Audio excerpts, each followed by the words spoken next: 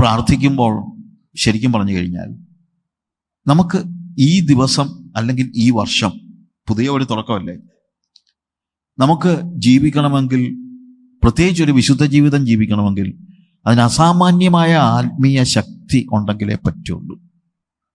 അതുകൊണ്ട് പറ, കർത്താവേ, ഞാൻ നിനക്ക് നന്ദി പറയുന്നു എൻ്റെ ജീവിതം നീ തന്ന എല്ലാത്തിനും.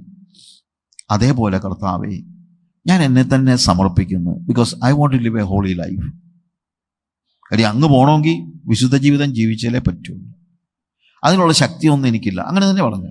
പക്ഷേ നിന്റെ പരിശുദ്ധാത്മാവിനാൽ എന്നെ ശക്തീകരിക്കണമേ എന്ന് പറഞ്ഞ് നമ്മളെ തന്നെ ഏൽപ്പിച്ചു കൊടുത്തുകൊണ്ട് പ്രാർത്ഥിക്കുക. അത് കഴിഞ്ഞ് നിങ്ങളുടെ ചായ ഒക്കെ ഉണ്ടാക്കി കുടിച്ചോ, അതൊക്കെ കഴിഞ്ഞിട്ട് നിങ്ങൾ ജോലിക്ക് പോവുകയോ മറ്റോ ചെയ്തോ. പക്ഷെ പോകുമ്പോൾ തന്നെ പോകരുത്, യേശുവിൻ്റെ കൂടെ പോകണം. ഓഫീസിൽ പോകണമെങ്കിലും യേശുവിൻ്റെ കൂടെ പോകണം. ബസ്സൊക്കെ കയറിയാലും യേശു കൂടെ ഇരിക്കട്ടെ. അടുത്ത് വേറെ വല്ലവരും ഇരുന്നോട്ടെ, പക്ഷേ അതിനിടയ്ക്ക് യേശു ഇരിക്കുന്നത് നമ്മൾ അറിയണം. ആ യേശുവുമായിട്ടുള്ള നിരന്തര സംസർഗം. ഓഫീസിൽ ചെന്നാലും ജോലിയൊക്കെ ചെയ്തോ, കുഴപ്പമൊന്നുമില്ല. പക്ഷേ യേശുവിൻ്റെ സാന്നിധ്യവും സാമീപ്യവും നമ്മൾ നിരന്തരം അനുഭവിച്ചറിയണം. കാര്യം നമ്മൾ തുടങ്ങിയത് യേശുവിലൂടെയാണ്. We started our day with Jesus. We started our year with Jesus. യേശുവിനോടുകൂടെ പുതുവത്സരം തുടങ്ങിയാൽ ഈ വർഷം മുഴുവൻ യേശുവിനെ അനുഭവിക്കാൻ നമുക്ക് കഴിയും. ഈ പുതുവർഷത്തിൽ ഒരു ആത്മീയ ജീവിതം ജീവിക്കണമെങ്കിൽ ആത്മാവിൻ്റെ ശക്തി ഉണ്ടെങ്കിലേ പറ്റൂ. അതുകൊണ്ട് ആ പരിശുദ്ധാത്മ ശക്തിക്ക് വേണ്ടി നമ്മൾ നിരന്തരമായി പ്രാർത്ഥിക്കണം. ഇത് കഴിഞ്ഞ് വന്ന് കുടുംബമായി കുടുംബ പ്രാർത്ഥനയൊക്കെ വളരെ അത്യാവശ്യമാണ് കേട്ടോ. ഏതെങ്കിലും കുടുംബത്തിൽ കുടുംബ പ്രാർത്ഥന ഇല്ലെങ്കിൽ ഞാൻ പറയട്ടെ, നിങ്ങളുടെ കുടുംബം ഒരു പരാജയമാണ്. ഈ പുതുവർഷത്തിൽ ഞാൻ കുടുംബ പ്രാർത്ഥനയ്ക്ക് ഒത്തിരി പ്രാധാന്യം കൊടുത്ത് പ്രസംഗിക്കുന്ന ഒരാളാണ്. കുടുംബ പ്രാർത്ഥനയ്ക്ക് പറ്റുന്ന ചില പുസ്തകങ്ങൾ ഞാൻ സ്വാഹിലി, ആഫ്രിക്കൻ ലാംഗ്വേജിൽ ചെയ്തിട്ട് അതെല്ലാം അവിടെയുള്ള എല്ലാ വിശ്വാസികൾക്കും കൊടുക്കുന്നുണ്ട്. കാര്യം കുടുംബ പ്രാർത്ഥനയുള്ള ഒരു കുടുംബം അനുഗ്രഹിക്കപ്പെട്ട ഒരു കുടുംബമാണ്. അത് നമ്മളൊരു തീരുമാനം എടുക്കണം. ഈ പുതുവത്സരത്തിൽ ഞാൻ കുടുംബ പ്രാർത്ഥന എൻ്റെ കുടുംബത്തിൽ പ്രാക്ടീസ് ചെയ്യും. അങ്ങനെ ഉള്ളവർക്കായി ഞാൻ സ്തോത്രം ചെയ്യുന്നു. അല്ലാത്തവർ അത് പ്രാക്ടീസ് ചെയ്യണം. എന്നിട്ട് കുടുംബ പ്രാർത്ഥന കഴിഞ്ഞാലും കുറച്ച് പ്രൈവറ്റ് ടൈം കർത്താവിനോട് ചേർന്നിരുന്ന് പ്രാർത്ഥിക്കാൻ നമുക്ക് വേണം. അതിനു മുമ്പ് ഞാൻ ഈ വേദോസം രാവിലെ എഴുന്നേൽക്കുന്നതിന് മുമ്പ് കർത്താവിനെ നന്ദി പറഞ്ഞ് പ്രാർത്ഥിച്ച് അത് കഴിഞ്ഞ് ചായയൊക്കെ കുടിച്ചോ. പക്ഷേ നിങ്ങളുടെ വർക്ക് പ്ലേസിലേക്ക് പോകുന്നതിന് മുമ്പ് you need to read the Bible. നിങ്ങളുടെ പണിസ്ഥലത്തേക്ക് നിങ്ങൾ പോകുന്നതിന് മുമ്പ് make sure that you are reading your Bible. അതുപോലെ രാത്രി വന്നു കഴിഞ്ഞാലും അല്പസമയം ദൈവവചനം ഒന്ന് വായിച്ചിട്ട് അതിൻ്റെ ഉത്തേജനമൊക്കെ ഒന്ന് ഉൾക്കൊണ്ടുകൊണ്ട് നമുക്ക് ജീവിക്കാൻ കഴിഞ്ഞാൽ, കിടന്നുറങ്ങാൻ കഴിഞ്ഞാൽ, sleep at the feet of Jesus, ഇതാ ഞാൻ സാധാരണ പറയുന്നത്. അപ്പോൾ കർത്താവിൻ്റെ മുഖം കണ്ട്, യേശുവിൻ്റെ മുഖം കണ്ട് ഉണരുക, യേശുവിൻ്റെ കാൽപാദത്തിങ്കൽ കിടന്ന് ഉറങ്ങുക. യേശുവിൻ്റെ കാൽപാദത്തിൽ കിടന്നുറങ്ങിയാൽ നേരം വെളുത്ത് എണീക്കുമ്പോൾ തന്നെ യേശുവിൻ്റെ മുഖം കണ്ട് ഉണരാൻ നമുക്ക് കഴിയും എന്നുള്ളതാണ് നമുക്ക് മനസ്സിലാക്കാൻ കഴിയുന്നതായ കാര്യം. In the beginning God. ഇനി അതുമായിട്ട് ബന്ധപ്പെട്ട് ചില കാര്യങ്ങൾ ഞാനൊന്ന് പറയട്ടെ. ഇൻ ദ ബിഗിനിങ് ഗാഡ് എന്ന് പറഞ്ഞ് തുടങ്ങുമ്പോൾ അവിടെ നമ്മൾ കാണുന്നത് ആദിയിൽ ദൈവം ആകാശവും ഭൂമിയും സൃഷ്ടിച്ചു. ഇതൊരു ഫെയ്ത്ത് ഡിക്ലറേഷനാണ്, ഒരു വിശ്വാസ പ്രഖ്യാപനമാണ്. വിശ്വാസ പ്രഖ്യാപനം. അല്ലാതെ ദൈവം ആകാശവും ഭൂമി സൃഷ്ടിച്ചപ്പോൾ ഈ എഴുതിയ ആളുണ്ടായിരുന്നോ? ഇല്ല. പക്ഷേ ആത്മാവിൽ അവൻ അറിഞ്ഞു എന്നുള്ളതാണ് നമുക്ക് മനസ്സിലാക്കാൻ കഴിയുന്നത്. എബ്രായ ലേഖനം 11 അധ്യായം അതിൻ്റെ 3 വാക്യത്തിൽ ഈ കാണുന്ന ലോകത്തിന് ദൃശ്യമായതല്ല കാരണം എന്നും വരുമാറ് ലോകം ദൈവത്തിൻ്റെ വചനത്താൽ നിർമ്മിക്കപ്പെട്ടു എന്ന് നാം വിശ്വാസത്താൽ അറിയുന്നു. ബൈ ഫെയ്ത്ത്, റാഷണാലിറ്റിയിലല്ല. ചിലപ്പോൾ ആളുകൾ ചോദിക്കും, അതിനെന്താ തെളിവ്? ആരെങ്കിലും കണ്ടോ ഇതുവല്ലോ? അല്ലെങ്കിൽ സൃഷ്ടിയെക്കുറിച്ച് നിങ്ങൾക്ക് സയന്റിഫിക്കായിട്ട് എന്താ പറയാനുള്ളതെന്നൊക്കെ ചോദിക്കും. സയന്റിഫിക്കായിട്ടുള്ള കാര്യങ്ങൾ പറയുന്നതൊന്നും അല്ല വലിയ കാര്യം. ചിലർക്കൊരു ചിന്തയുണ്ട്, സയന്റിഫിക്കായിട്ട് എന്തെങ്കിലും പറയുന്നതാണ് ഏറ്റവും വലിയ കാര്യം, യുക്തിപരമായിട്ട്. അങ്ങനെ ചിന്തിക്കുന്നവരും ഉണ്ട്, അങ്ങനെ പറയുന്നവരും ഉണ്ട്, അങ്ങനെ പഠിപ്പിക്കുന്നവരും ഉണ്ട്. എനിക്കെപ്പോഴും ആൾക്കാരൊക്കെ പറയും, ഇതിൻ്റെ യുക്തി എന്താ? ഞാൻ പറഞ്ഞു, യുക്തി തന്നെ ശരിക്കും പറഞ്ഞു കഴിഞ്ഞാൽ നമ്മൾ ഉദ്ദേശിക്കുന്നതിനേക്കാൾ മോശപ്പെട്ട ഒരു കാര്യമാണ്, അല്ലെങ്കിൽ അതിനകത്ത് വലിയ കാര്യമൊന്നുമില്ല. ഞാൻ ഒരിക്കലും ട്രെയിനിൽ, ഇപ്പോഴല്ല ഒത്തിരി വർഷം മുമ്പ്, ട്രെയിനിൽ യാത്ര ചെയ്തുകൊണ്ടിരുന്നപ്പോൾ ഇന്ത്യൻ എക്കണോമിക് സർവീസിലുണ്ടായിരുന്ന ഒരു നാണു എന്ന് പറയുന്ന ഒരു സാറ്, അദ്ദേഹം എൻ്റെ ഓപ്പോസിറ്റ് ഇരിക്കുകയാണ്. അപ്പം അദ്ദേഹം എന്നോട് ഇങ്ങനെ ചോദിച്ചു, എവിടെയാണ് വീട് എന്ന് ചോദിച്ചപ്പോൾ ഞാൻ പറഞ്ഞു, കുറിയന്നൂരാണ്. കുറിയന്നൂർ ഒരു IAS കാരനുണ്ടല്ലോ ഇന്ത്യൻ എക്കണോമിക് സർവീസിലുണ്ടായിരുന്നേ. അപ്പോൾ ഞാൻ പറഞ്ഞു, എൻ്റെ കസിനാ, എൻ്റെ ചേട്ടനാ.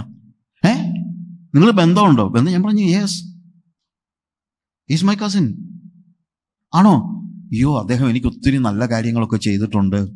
ഞാൻ സർവീസിൽ കയറിയപ്പം എന്നെ പിടിച്ചു നിർത്തിയ ഒരാൾ അദ്ദേഹമാണ്. അദ്ദേഹത്തോട് എൻ്റെ നന്ദി പറയണേ. ഞാൻ പറഞ്ഞു, പറയാം.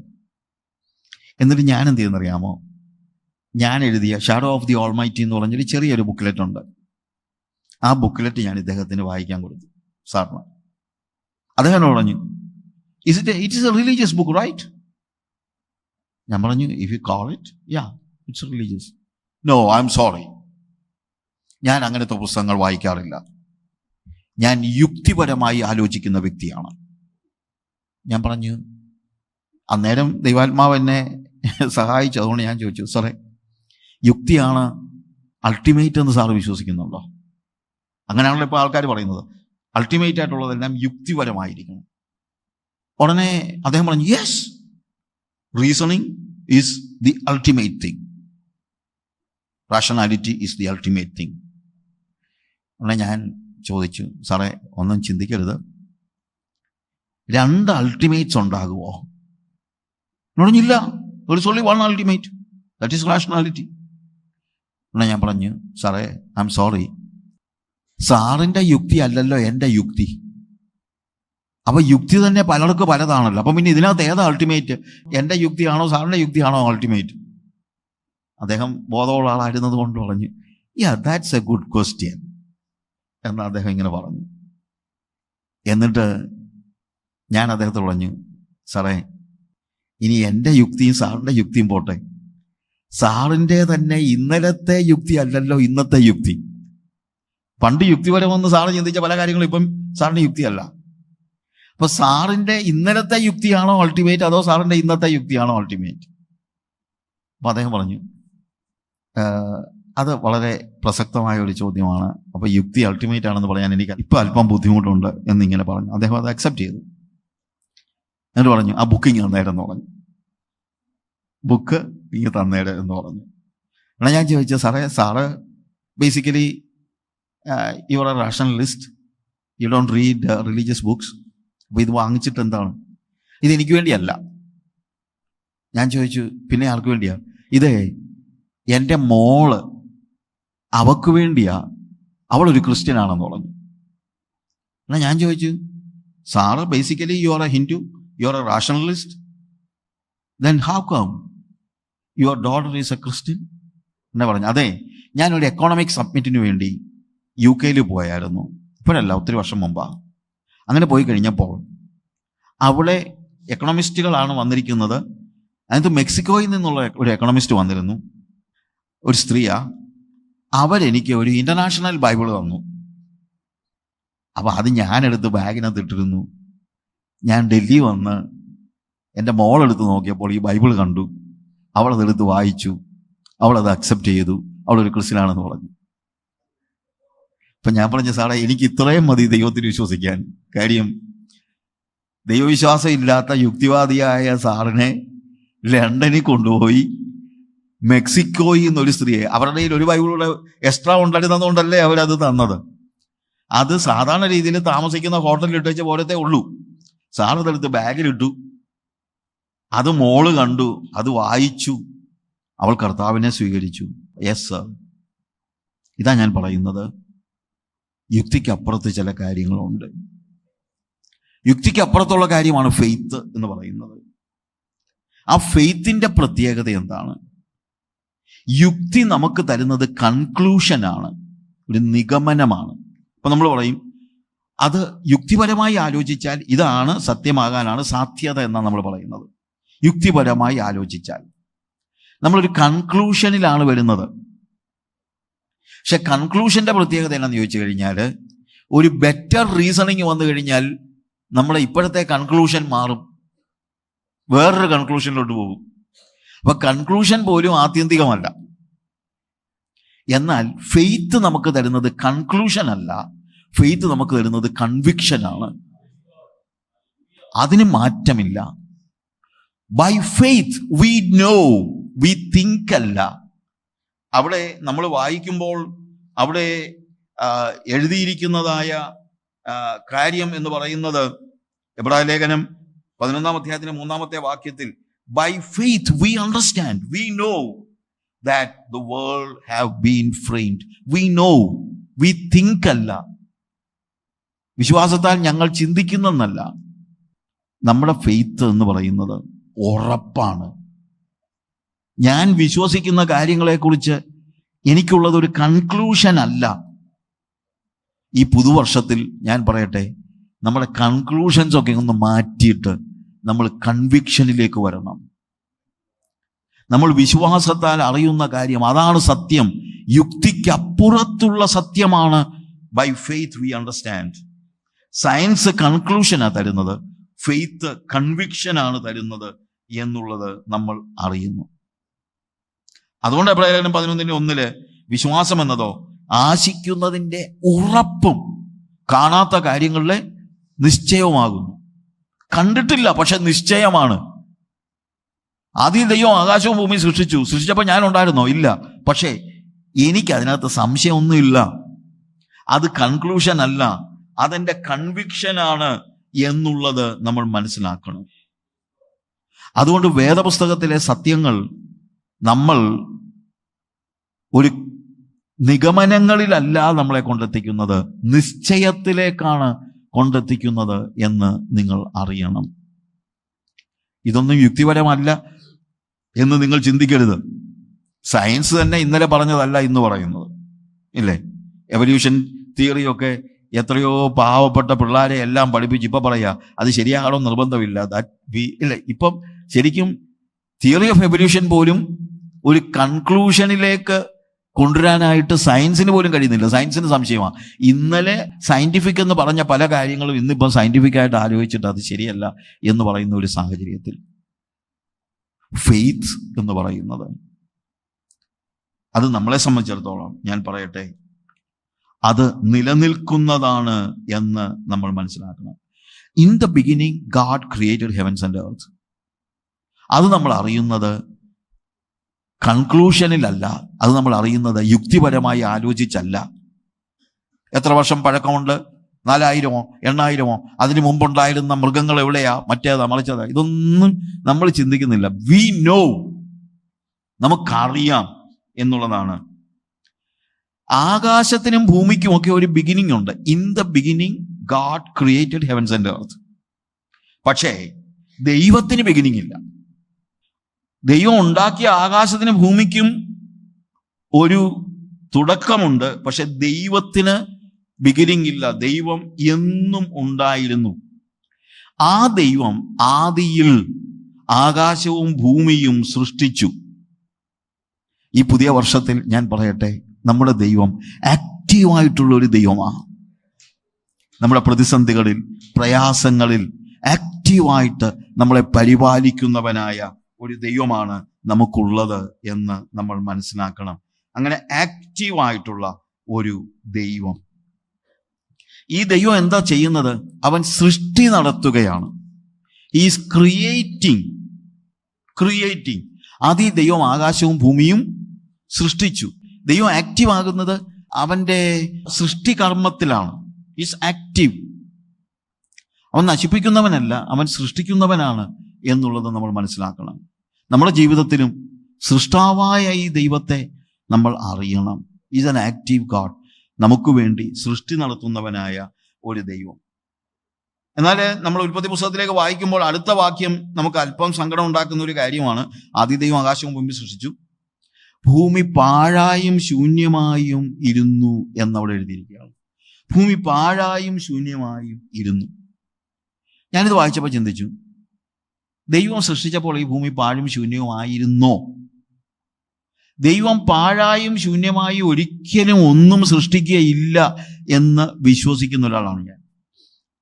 അപ്പൊ ഇവിടെ ഒരു ചെറിയ ഒരു പ്രശ്നമുണ്ട്. ഭൂമി പാഴായും ശൂന്യമായും അല്ല സൃഷ്ടിച്ചത് എന്ന് ശരിക്കും യെശയ്യാവിന്റെ പ്രവചനം നമ്മൾ വായിക്കുമ്പോൾ അതിന്റെ 45-ാമത്തെ അധ്യായത്തിൽ അതിന്റെ 18-ാമത്തെ വാക്യം നമ്മൾ വായിക്കുന്നത്, ആകാശത്തെ സൃഷ്ടിച്ച യഹോവ ഇപ്രകാരം അരുളി ചെയ്യുന്നു, അവൻ തന്നെ ദൈവം, അവൻ ഭൂമിയെ നിർമ്മിച്ചുണ്ടാക്കി, അവൻ അതിനെ ഉറപ്പിച്ചു, വ്യർത്ഥമായിട്ടല്ല അവൻ അതിനെ നിർമ്മിച്ചത്. അവനിത് നിർമ്മിച്ചത്, അവൻ സൃഷ്ടിച്ചത് വ്യർത്ഥമായിട്ടല്ല. It was not void. അപ്പൊ ദൈവം സൃഷ്ടിച്ചപ്പോൾ ഇത് പാഴും ശൂന്യവുമായിരുന്നു എന്ന് പറയാൻ പറ്റില്ല. എന്നാൽ അത് പാഴും ശൂന്യവുമായി തീർന്നു എന്ന് പറയുന്നതാണ് കുറച്ചുകൂടെ ശരി. When God created the earth, it was not void and shapeless. കാര്യം ദൈവം അങ്ങനെ സൃഷ്ടിക്കില്ല. പക്ഷെ അത് പാഴും ശൂന്യവുമായി തീർന്നു. അതിൻ്റെ കാര്യം എന്താണ് എന്ന് അടുത്ത വാക്യത്തിലുണ്ട്. അടുത്ത വാക്യത്തിൽ നമ്മൾ കാണുന്നത്, ഭൂമി പാഴായും ശൂന്യമായിരുന്നു, ആഴത്തിന്മീതെ ഇരുൾ ഉണ്ടായിരുന്നു. ഇരുൾ രംഗപ്രവേശം ചെയ്തു, ഇരുളുണ്ടായി. അതാണ് ഭൂമിയെ പാഴും ശൂന്യവുമാക്കി തീർത്തത്. ഇരുൾ ആരാ ഉണ്ടാക്കിയത്? ചില ആളുകൾ ചോദിക്കും, ആരാ ഇരുട്ടിനെ സൃഷ്ടിച്ചതെന്ന്. ഇരുളിനെ സൃഷ്ടിച്ചത് ദൈവമല്ല. പിന്നെ ശരിക്കും പറഞ്ഞു കഴിഞ്ഞാൽ ഇരുളിനെ സൃഷ്ടിക്കേണ്ട കാര്യം തന്നെ ഇല്ല. നമുക്കിപ്പോൾ ഇരുട്ട് വരുത്തണമെങ്കിൽ ഇരുട്ട് തരുന്ന ഒരു ബൾബ് ആരെങ്കിലും കൊണ്ടിടുമോ? ഇരുട്ട് തരുന്ന ഒരു ബൾബ് അങ്ങനെ വല്ലതും ഞാനിതുവരെ കണ്ടിട്ടില്ല. അങ്ങനത്തെ ബൾബൊന്നും ഇല്ലല്ലോ. ഇരുട്ട് വേണമെങ്കിൽ എന്തോ ചെയ്താൽ മതി, വെളിച്ചം അണച്ചാൽ മതി, ഇരുട്ടാകും. ഇതുപോലെ ദൈവം ഭൂമിയെ സൃഷ്ടിച്ചിട്ട് ഭൂമി ദൈവത്തിൻ്റെ പ്രകാശത്തിന് മുഖം കൊടുക്കാതെ ഇരുന്നപ്പോൾ നാച്ചുറലി അവിടെ ഇരുൾ ഉണ്ടായി. ആ ഇരുൾ ഭൂമിയെ പാഴും ശൂന്യവും ആക്കി തീർത്തു എന്നാണ് നമ്മൾ കാണുന്നത്. അപ്പൊ അന്ധകാരത്തെ ദൈവം സൃഷ്ടിച്ചു എന്നൊരു വാക്യമില്ലേ എന്ന് ചിലപ്പം നമ്മൾ ചോദിച്ചേക്കാം. നമ്മൾ ഇത് പറഞ്ഞു പോകണമല്ലോ, അതുകൂടെ പറയണമല്ലോ. യെശയ്യാവിന്റെ പ്രവചനം തന്നെ 45-ാമത്തെ അധ്യായം നമ്മൾ വായിക്കുമ്പോൾ അതിൻ്റെ 7-ാമത്തെ വാക്യത്തിൽ ഒരു വാക്യമുണ്ട്, ഞാൻ പ്രകാശത്തെ നിർമ്മിക്കുന്നു, അന്ധകാരത്തെയും സൃഷ്ടിക്കുന്നു, ഞാൻ നന്മയെ ഉണ്ടാക്കുന്നു, തിന്മയെയും സൃഷ്ടിക്കുന്നു. അപ്പൊ അന്ധകാരത്തെ സൃഷ്ടിക്കുന്നു എന്ന് എഴുതിയിട്ടുണ്ടല്ലോ എന്ന് വേണമെങ്കിൽ പറയാം. പക്ഷെ ഇത് നമ്മൾ പറയുന്ന ഈ അന്ധകാരമല്ല. കാര്യം ആ അന്ധകാരത്തിന് സൃഷ്ടിയുടെ ആവശ്യം തന്നെ ഇല്ല. ഇവിടെ പറയുന്നത് ഈവിൾ ഡേയ്സ് എന്നുള്ള അർത്ഥത്തിലാണ്. ഞാൻ നന്മയെ ഉണ്ടാക്കുന്നു, ഈവിൾ ഡേയ്സും ഞാൻ തന്നെയാണ് ഉണ്ടാക്കുന്നത്. അഥവാ നമ്മൾ ചിലപ്പോൾ പറയുമല്ലോ, നമ്മുടെ ജീവിതത്തിൽ എന്തെങ്കിലും ഒരു വലിയ പ്രതിസന്ധി, ഇപ്പം പ്രശ്നങ്ങളും എന്തെങ്കിലും ഒരു കാര്യത്തിൽ രോഗിയായി അങ്ങ് നമ്മുടെ ജീവിതം തന്നെ അടുത്ത ദിവസം നമ്മൾ ജീവിച്ചിരിക്കുമെന്ന് പോലും അറിയാൻ വയ്യാത്ത അതുപോലെയുള്ള പ്രതിസന്ധികളിലൂടെ കടന്നുപോയി രക്ഷപ്പെട്ട് കഴിഞ്ഞാൽ നമ്മൾ പിന്നെ പറയാറുള്ള ഒരു കാര്യമുണ്ട്, those days where my days of darkness എന്ന് വെച്ചാൽ അന്ന് ഇലക്ട്രിസിറ്റി ഇല്ലായിരുന്നെന്നാണോ അതിൻ്റെ അർത്ഥം? അല്ല, വെട്ടമില്ലായിരുന്നെന്നല്ല. പക്ഷെ ആ ഡാർക്ക്നെസ് എന്ന് പറയുന്നത് എന്താണ്? നമ്മുടെ പ്രതിസന്ധികളുടെ, പ്രയാസങ്ങളുടെ കാലയളവ് എന്ന അർത്ഥത്തിലാണ്. ആ അർത്ഥത്തിൽ ദൈവം അവിടെ പറയുന്നത് പ്രകാശത്തെയും ഉണ്ടാക്കുന്നുണ്ട്, അന്ധകാരത്തെയും സൃഷ്ടിക്കുന്നുണ്ട്, നന്മയെ ഉണ്ടാക്കുന്നുണ്ട്, തിന്മയെയും ഉണ്ടാക്കുന്നുണ്ട്. എന്ന് വെച്ച് കഴിഞ്ഞാൽ നമ്മുടെ ജീവിതത്തിൻ്റെ നന്മ അവസ്ഥകളും തിന്മ അവസ്ഥകളും അല്ലെങ്കിൽ പ്രകാശത്തിൻ്റെ അവസ്ഥകളും ഇരുളിൻ്റെ അവസ്ഥകളും ജീവിതത്തിലേക്ക് കൊണ്ടുവരുന്നതിന് ദൈവത്തിൻ്റെ കരം പ്രവർത്തിക്കുന്നുണ്ട് എന്ന അർത്ഥത്തിലാണ് അത് ഉപയോഗിച്ചിരിക്കുന്നത്. അല്ലാതെ ദൈവം ഇരുളിനെ സൃഷ്ടിക്കുന്നില്ല എന്നുള്ളത് നമ്മൾ മനസ്സിലാക്കണം. ഇരുൾ എന്ന് പറയുന്നത് വെളിച്ചത്തിൻ്റെ അഭാവമാണ് ഇരുൾ. അതാരും സൃഷ്ടിക്കണ്ട, വെളിച്ചത്തെ മാറ്റിയാൽ മതി. പണ്ട് ഈ കല്യാണമൊക്കെ നടക്കുമ്പോൾ ഇലക്ട്രിസിറ്റി ഒന്നും ഇല്ലാതിരുന്ന കാലയളവിൽ പല വീടുകളിലും രാത്രി കല്യാണത്തിൻ്റെ തലേദിവസം ഒരു വിരുന്നൊക്കെ ഉണ്ട്. അന്നേരം അന്നൊരു സാധനം ഉണ്ടായിരുന്നു, എൻ്റെ ചെറിയ പ്രായത്തിലൊക്കെ എങ്ങനെയുണ്ട്, പെട്രോമാക്സ് എന്ന് പറയും. പ്രായമുള്ളവർക്കൊക്കെ അറിയാം. എന്ന് വെച്ച് കഴിഞ്ഞാൽ ഗ്യാസൊക്കെ അടിച്ച് ഇങ്ങനെ ഭയങ്കര പ്രകാശമൊക്കെ കൊടുക്കുന്നത്. അപ്പോൾ ഈ ഇരുട്ടത്ത് കൊണ്ടുവെക്കുന്നത് പെട്രോൾ മാക്സാണ്. അപ്പോൾ ഒരു പയ്യനെ അവിടെ ഒരുത്തൻ പെട്രോൾ മാക്സ് എടുത്തിട്ട് പറഞ്ഞു, മോനെ ഇരുട്ടുള്ളിടത്ത് ഇത് കൊണ്ടു വെക്കാൻ പറഞ്ഞു. അവൻ എല്ലായിടത്തും നടന്നു വെച്ച് തിരിച്ചിങ്ങി വന്നിട്ട് പറഞ്ഞു, ഞാൻ പോയിടത്തൊന്നും ഇരുട്ടില്ലായിരുന്നെന്ന്. പെട്രോൾ മാക്സും കൊണ്ട് പോയി കഴിഞ്ഞാൽ ഇരുട്ടുണ്ടോ? ഇല്ല. വെളിച്ചമുണ്ടെങ്കിൽ ഇരുട്ടില്ല. വെളിച്ചമില്ലാത്ത അവസ്ഥയാണ് ഇരുട്ട് എന്ന് പറയുന്നത്. ഇരുട്ട് വരാൻ വെളിച്ചം കെടുത്തിയാൽ മതി എന്ന് നമുക്ക് മനസ്സിലാക്കാനാവുക. ദൈവം വെളിച്ചമാണ്. ദൈവത്തോട് നമ്മൾ പ്രതികരിച്ചില്ലെങ്കിൽ നാം ഇരുളിലേക്ക് പോകും. ദൈവം ആകാശത്തെയും ഭൂമിയെയും സൃഷ്ടിച്ചു. പക്ഷെ ഭൂമി പാഴും ശൂന്യവുമായി തീർന്നു. കാരണം ആഴത്തിന്മീതെ ഇരുളുണ്ടായിരുന്നു. വെളിച്ചത്തോട് പ്രതികരിച്ചില്ല. നമ്മുടെ ജീവിതത്തിലും പലപ്പോഴും ഇരുൾ മൂടിയ ജീവിതങ്ങളുണ്ട്, ദുരിതപൂർണമായ അവസ്ഥകളുണ്ട്. അങ്ങനെയുള്ള അവസ്ഥകളിൽ നമുക്കും പറയാം, എൻ്റെ ജീവിതത്തിലെ ഡാർക്ക് ഡേയ്സ് ആണത്. എന്നാൽ എനിക്ക് പറയാനുള്ള കാര്യം, ഡാർക്ക് ഡേയ്സിനെ പോലും ദൈവം എന്ത് ചെയ്യുന്നില്ല? ഉപേക്ഷിച്ച് കളയുന്നില്ല. എന്നെ ഒത്തിരി ചിന്തിപ്പിച്ച കാര്യമാണ്. നമ്മുടെ ജീവിതത്തിൽ നമ്മൾ പ്രതിസന്ധികളിലാണെങ്കിൽ, പ്രയാസങ്ങളിലാണെങ്കിൽ, ഇരുൾ മൂടിയ ദിനങ്ങളാണെങ്കിൽ നമ്മുടെ ഏറ്റവും അടുത്തവർ ചിലപ്പോൾ നമ്മളെ ഉപേക്ഷിച്ചെന്നിരിക്കും. നമ്മുടെ വീട്ടുകാർ നമ്മളെ ഉപേക്ഷിച്ചെന്നിരിക്കും. കൂട്ടുകാർ നേരത്തെ തന്നെ കളയും. ചിലപ്പോൾ വീട്ടുകാരും കളഞ്ഞെന്നിരിക്കും, കൂട്ടാളി കളഞ്ഞെന്നിരിക്കും. പക്ഷേ ദൈവം ഒരിക്കലും അബാൻഡൻ ചെയ്യത്തില്ല. അപ്പൊ ഈ പുസ്തകം വായിക്കുമ്പോൾ ഒന്നാമത് നമ്മൾ മനസ്സിലാക്കുന്നത് God is A creator God. രണ്ടാമത് മനസ്സിലാക്കുന്ന ഒരു പ്രധാനപ്പെട്ട കാര്യം, ഗാഡ് വിൽ നെവർ അബാൻഡൻ. ദൈവം ഒരിക്കലും ഉപേക്ഷിച്ചു കളയുന്നവനല്ല. ഓക്കെ, ഇവിടെ ഭൂമിയെ നോക്കി അതിൽ അന്ധകാരം നിറഞ്ഞിരിക്കുന്നു എന്ന് കണ്ടപ്പോൾ കർത്താവിന് മനസ്സിലായി, ഇവിടെ വെളിച്ചം ആവശ്യമുണ്ട്. ദൈവത്തിന്റെ ആത്മാവ്, അവിടെ എഴുതിയിരിക്കുന്ന വാക്യം അതാണ്. ഉൽപ്പത്തി പുസ്തകം 1-ാം അധ്യായത്തിൽ, ഭൂമി പാഴായും ശൂന്യമായി ഇരുന്നു, ആഴത്തിന്മീതെ ഇരുളുണ്ടായിരുന്നു. ദൈവത്തിന്റെ ആത്മാവ് വെള്ളത്തിന്മീതെ പരിവർത്തിച്ചുകൊണ്ടിരുന്നു. എവിടെ? വെള്ളത്തിന്മീതെ. കാര്യം എവിടെയാ ഇരുട്ടുണ്ടായിരുന്നത്? ആഴത്തിന്മീതെ. എവിടെ ഇരുള് പ്രവർത്തിച്ചോ അവിടെ തന്നെ ദൈവത്തിന്റെ ആത്മാവ് വന്ന് പരിവർത്തിക്കുന്നതാണ് നമുക്ക് കാണാൻ കഴിയുന്നത്. ഇരുൾ പാഴാക്കിയ അതേ സ്ഥലത്ത് ദൈവത്തിന്റെ ആത്മാവ് പരിവർത്തിച്ചുകൊണ്ടിരുന്നു. ഞാൻ പറയട്ടെ, നമ്മുടെ ജീവിതം പാഴാണെങ്കിൽ ദൈവം നമ്മളെ തള്ളിക്കളയുകയില്ല. നമ്മുടെ ജീവിതത്തിൽ എപ്രകാരമുള്ള പ്രതിസന്ധികളായിക്കോട്ടെ, ഞാൻ പറയട്ടെ, പുതുവർഷത്തിൽ നിങ്ങളോട് ഞാൻ പറയാം, ഒരുപക്ഷെ എൻ്റെ ജീവിതത്തിൽ എല്ലാം പാഴായിപ്പോയി എന്ന് നിങ്ങൾ വിലപിക്കുകയാണെങ്കിൽ ഒരുപക്ഷെ അത് ശരിയായിരിക്കാം. ഈ പ്രശ്നങ്ങളും പ്രതിസന്ധികളൊക്കെ ഉണ്ടാകുമ്പോൾ നമ്മളൊക്കെ വിലപിക്കും, നമ്മൾ കരയും. കരയരുത് എന്ന് പറഞ്ഞിട്ട് കാര്യമില്ല. നമ്മൾ മനുഷ്യരാ, നമുക്ക് പ്രശ്നമുണ്ട്. ആ പ്രശ്നങ്ങൾ എങ്ങനെ നേരിടണമെന്നറിയാതെ ഇരിക്കുന്ന ഒരു സാഹചര്യത്തിൽ ഒരു കാര്യം ഞാൻ പറയാം, നിന്റെ മീതെ ഇരുൾ മൂടിയാലും ആ ഇരുൾ എവിടെ നിന്നെ നശിപ്പിക്കുവാൻ ഇറങ്ങി വന്നോ അതേ സ്ഥലത്ത് ഇറങ്ങി വരുന്ന ദൈവത്തിന്റെ പരിശുദ്ധാത്മാവ്. ഈ പുതുവർഷത്തിൽ എനിക്ക് പറയാനുള്ള കാര്യം അതാണ്. നമ്മുടെ ജീവിതത്തിന്റെ പ്രതിസന്ധികളുടെ സ്ഥലങ്ങളില്, പ്രയാസങ്ങളുടെ സ്ഥലങ്ങളില് എവിടെ ഇരുൾ വന്നു മൂടിയോ അതേ സ്ഥലത്ത് ദൈവം ഇറങ്ങി വരും. ഈ 2026 നമ്മുടെ പ്രതിസന്ധികളിലേക്ക് ഇറങ്ങി വരുന്നവനായ ഒരു ദൈവത്തെ നമ്മളിവിടെ കാണണം. കർത്താവ് ഇറങ്ങി വന്നപ്പോൾ ദൈവത്തിന്റെ ആത്മാവ് പരിവർത്തിച്ചു. ദൈവം ഇറങ്ങി വന്നപ്പോൾ കർത്താവിന് മനസ്സിലായി എന്താണ് പ്രശ്നം. കാരണം ഇരുളാണ്, വെളിച്ചത്തിന്റെ അഭാവമാണ് എല്ലാം പാഴാക്കിയത് എന്നുള്ളത് കർത്താവിന് മനസ്സിലാക്കിയപ്പോൾ കർത്താവ് ഇറങ്ങി വന്നു. ആ ഇരുളിരുന്ന സ്ഥലത്തേക്ക് ദൈവത്തിന്റെ ആത്മാവ് ഇറങ്ങി വന്നു. പരിവർത്തിച്ചുകൊണ്ടിരുന്നു എന്നുള്ള വാക്ക് അവിടെ ഉപയോഗിക്കുന്നത്. അവിടെ ശരിക്കും പറഞ്ഞു കഴിഞ്ഞാൽ മൂവിങ് ഓവർ, ബ്രൂഡിങ് ഓവർ. നമ്മൾ ഈ കോഴി മുട്ടയുടെ മുകളിൽ അടയിരിക്കുന്നത് പോലെയുള്ള വാക്കാണ് ശരിക്കും അവിടെ ഉപയോഗിച്ചിരിക്കുന്നതായ വാക്ക്. നമ്മുടെ ജീവിതത്തിൽ നമ്മുടെ പ്രതിസന്ധികളുടെ മേൽ ഇറങ്ങി വരുന്ന ദൈവത്തിൻ്റെ ആത്മാവ്. ആ മുട്ട പൊരുന്നയിരുന്നാൽ എന്ത് സംഭവിക്കും? സൃഷ്ടി നടക്കും. അതുപോലെ കർത്താവ് ഇറങ്ങി വന്നു.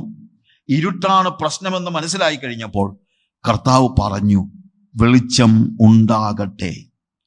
ആദിയിൽ സ്വന്തം വചനത്താൽ അവൻ ആകാശത്തെയും ഭൂമിയെയും ഉണ്ടാക്കി. ആ ഭൂമി പാഴും ശൂന്യമായപ്പോൾ അതിനെ ഉപേക്ഷിച്ച് കളഞ്ഞില്ല. പകരം എന്താ സംഭവിക്കുന്നത്?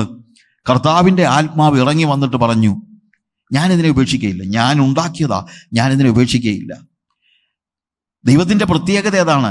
He is a God who never abandon. അവനിത് കളഞ്ഞിട്ട് വേറെ ഒന്ന് ഉണ്ടാക്കാൻ വലിയ ബുദ്ധിമുട്ടൊന്നുമില്ല. ഞാനിപ്പോൾ എൻ്റെ വണ്ടി കേടായി കഴിഞ്ഞാൽ എവിടെങ്കിലും കൊണ്ടിട്ട് വർക്ക്ഷോപ്പിനകത്ത് അവിടെ പോയി നിന്ന് ഇതെല്ലാം പണിയൊക്കെ എടുപ്പിച്ച് ഞാൻ നന്നാക്കിക്കൊണ്ട് പോകും. കാര്യം എനിക്ക് വേറെ വണ്ടിയില്ല. പക്ഷേ അനിൽ അംബാനി വരുന്ന കൂട്ടത്തിൽ അയാളുടെ വണ്ടിക്ക് കേടായ ഉടനെ അയാൾ എന്തുവാ, വണ്ടിയും കൊണ്ടെന്താ പോയി മെക്കാനിക്കിൻ്റെ അടുത്ത് പോയി കുത്തിയിരുന്ന് അതൊക്കെ ശരിയാക്കിക്കൊണ്ട് പോകും? അതൊന്നുമില്ല. അയാളൊന്ന് ചിമിങ്ങിയാൽ മതി, അന്നേരം ഈ വണ്ടിക്കേക്കാൾ ബെറ്റർ ആയിട്ടുള്ള വണ്ടി അയാൾ നിൽക്കുന്ന സ്ഥലത്ത് വരും. അയാൾക്കതിന് കഴിവുണ്ട്. അതുകൊണ്ട് അയാൾ ഇത് അബാൻഡൻ ചെയ്യും. നമ്മുടെ ദൈവത്തിന് കഴിവില്ലാഞ്ഞിട്ടല്ല, നമ്മുടെ ദൈവത്തിന് ഒരു വാക്കുകൊണ്ട് വേറൊരു ഭൂമിയെ വിളിച്ചു വരുത്താൻ കഴിയും. പക്ഷേ അതല്ല ദൈവം ചെയ്യുന്നത്. പാഴായതിനെ പണിയുന്നവനാണ് എൻ്റെ കർത്താവ്. നിങ്ങളുടെ ജീവിതം പാഴാണെങ്കിൽ നീ പോവും, ഞാൻ വേറെ ആളെ കൊണ്ടുവരാമെന്ന് കർത്താവ് പറയത്തില്ല. നിന്റെ മേൽ കർത്താവ് പണി നടത്തും. എൻ്റെ മേൽ കർത്താവ് പണി നടത്തും. ഈ 2026 നമ്മുടെ മേൽ കർത്താവ് പണിയും. ഒറ്റ കാര്യമേ ഉള്ളൂ, നമ്മൾ അവൻ്റെ കീഴിൽ. അവൻ ഈ കോഴി മുട്ടയുടെ മുകളിൽ അടയിരിക്കുമ്പോൾ ഈ മുട്ട കീഴെ ഇരുന്നോണം. ഞായറാഴ്ച കയറി ഇരുന്നാൽ പറ്റത്തില്ല. ഞായറാഴ്ച കയറി ഇരുന്നാൽ മുട്ട വിരിയത്തില്ല. മുട്ട വിരിയണമെങ്കിൽ ആ കോഴിയുടെ ചിറകിൻ കീഴിൽ തന്നെ ഇരിക്കണം. ഇതുപോലെ നമ്മളെ തന്നെ ദൈവത്തിൻ്റെ സന്നിധിയിൽ ദൈവത്തിൻ്റെ ചിറകിൻ കീഴിൽ ഏൽപ്പിച്ചു കൊടുക്കുമെങ്കിൽ സൃഷ്ടി നടക്കും. ഹല്ലേലൂയ.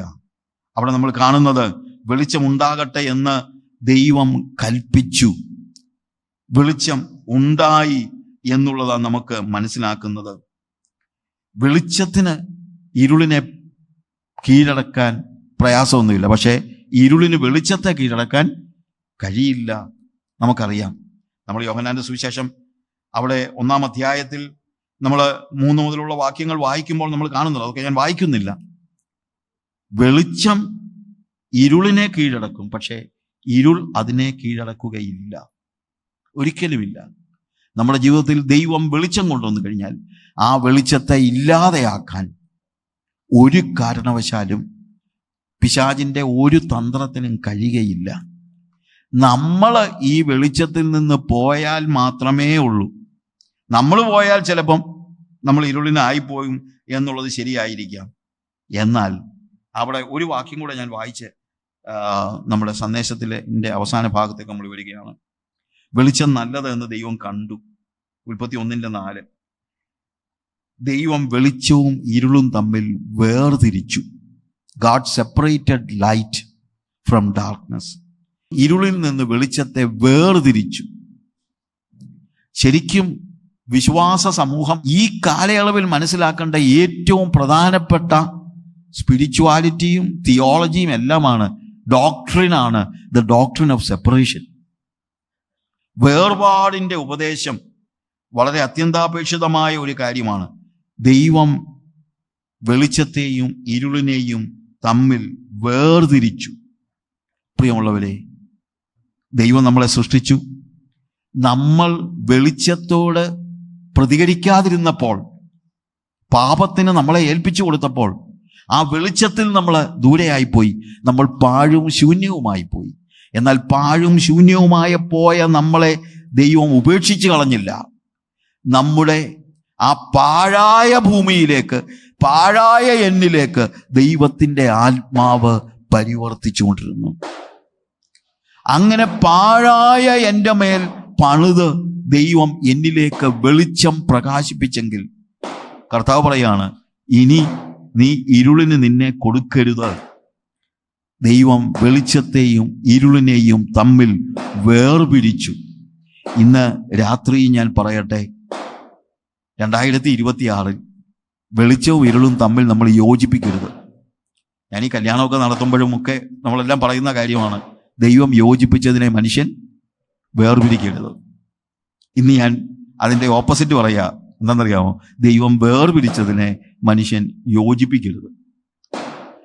പുരുഷനെയും സ്ത്രീയെയും ദൈവം യോജിപ്പിച്ചു, അതിനെ വേർപിരിക്കരുത്. പക്ഷെ വെളിച്ചത്തെയും ഇരുളിനെയും ദൈവം വേർതിരിച്ചു, അതിനെ യോജിപ്പിക്കരുത്.